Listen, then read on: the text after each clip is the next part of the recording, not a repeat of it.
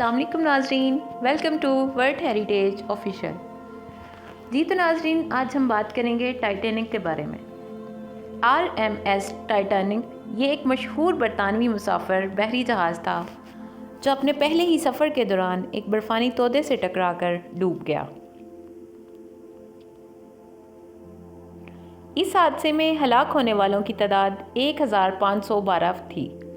Titanic نے امریکی شہر نیو یارک کے لیے اپنے سفر کا آغاز برطانوی بندرگاہ ساؤتھ ہمپٹن سے کیا تھا اور یہ شمالی بحر اوقیانوس میں ڈوبا۔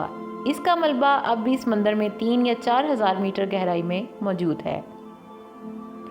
اپنے سفر کے آغاز کے چوتھے اور 5ویں روز کی درمیانی شب اس میں سوار 1502 مسافروں کی زندگی کا چراغ اس وقت گل ہو گیا جب یہ سمندر کا بادشاہ برف کے تودے سے ٹکرا کر 2 ٹکڑے ہو گیا۔ لائف بوٹس کے ذریعے وائٹ سٹار لائن کمپنی کے ٹائٹینک کے صرف 722 مسافر زندہ بچ پائے۔ ان میں کمپنی کا مالک اسمے بھی شامل تھا، جو خواتین اور بچوں کو ڈوبتے جہاز میں چھوڑ کر ایک کشتی کے ذریعے نکل گیا۔ اس خود غرضی پر وہ پوری زندگی نفرت کا نشانہ بنا رہا۔ اسے ٹائٹینک کا بزدل ترین فرد کہا جاتا تھا۔ اسمے اکتوبر 1937 کو گوشہ تنہائی میں چل بسا۔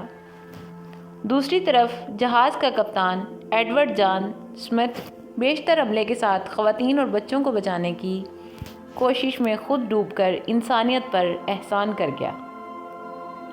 وہ آخری آدمی تھا جس نے جہاز سے چھلانگ لگائی۔ ایک آدمی آخری کشتی کی طرف تیرتے ہوئے لپکا تو ایک مسافر نے کہا، یہ پہلے ہی اوور لوڈ ہے۔ اس پر تیراک پیچھے ہٹ گیا اور کہا، all right boys, good luck and God bless you. یہ جہاز کا کپتان 62 سالہ ایڈورڈ جان سمتھ تھا۔ دوسروں پر اپنی جان نچھاور کرنے کے عظیم جذبے کو خراج تحسین پیش کرنے کے لیے اس کا مجسمہ اسٹیفورڈ میں نصب کیا گیا۔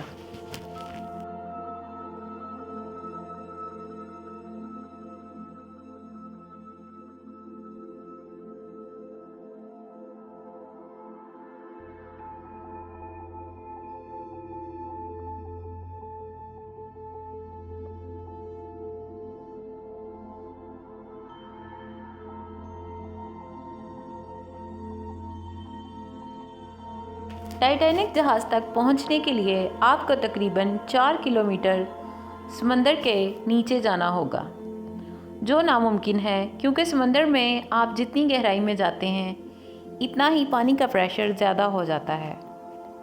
آج تک کوئی غوطہ خور ٹائٹینک تک نہیں پہنچ پایا۔ یہ ڈسکوری ایک غوطہ خور گاڑی کے ذریعے ٹائٹینک کے ڈوبنے کے تقریباً 70 سال بعد ممکن ہو پائی۔ غوطہ خور حضرات اس جہاز کے ملبے کے سامان نکال کر بڑی قیمت میں بیچ دیتے ہیں۔ اگرچہ یہ ایک جرم ہے، لیکن اس سے متعلق کئی واقعات سامنے آئے ہیں۔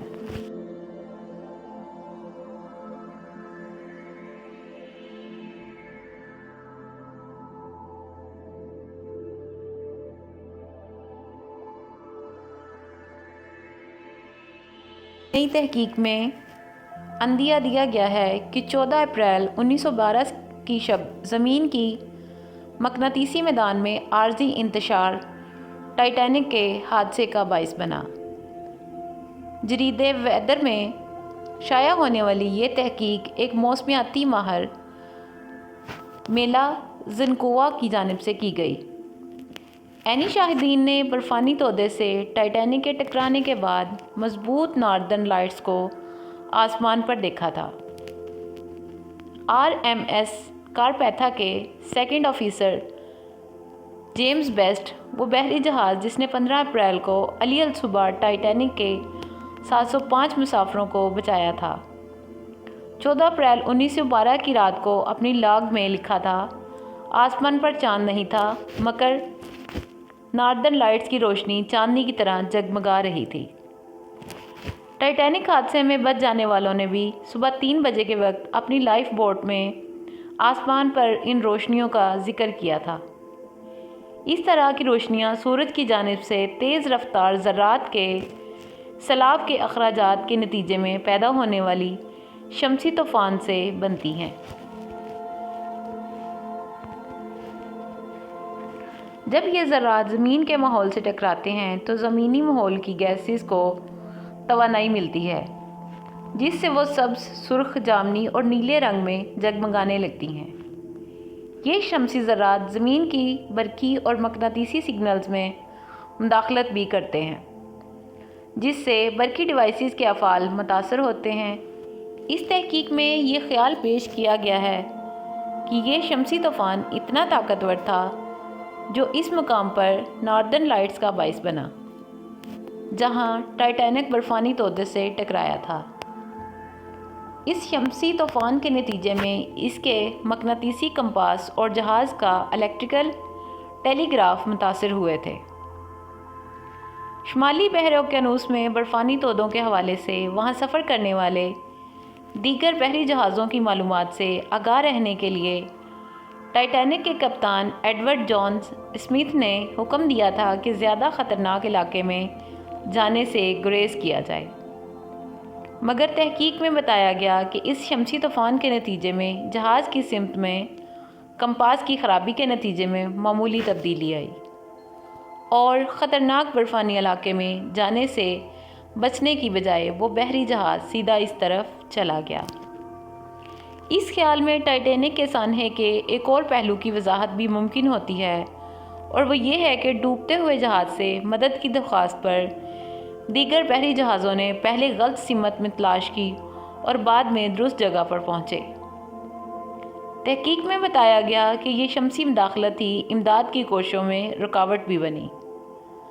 جب کپتان کو اندازہ ہو گیا کہ ٹائٹینک کو ڈوبنے سے بچایا نہیں جا سکتا، تو انہوں نے 2 ریڈیو آپریٹر کو مدد کے سگنل قریبی جہازوں کو بھیجے۔ RMS بالٹک، جو ان جہازوں میں سے ایک تھا جس نے مدد کی کال پر جواب دیا، کہ عملے نے بتایا کہ اس رات ریڈیو سگنل بہت عجیب تھے اور بیشتر پیغامات پڑھے نہیں جا سکے اور ٹائٹینک کا جواب کبھی مل نہیں سکا۔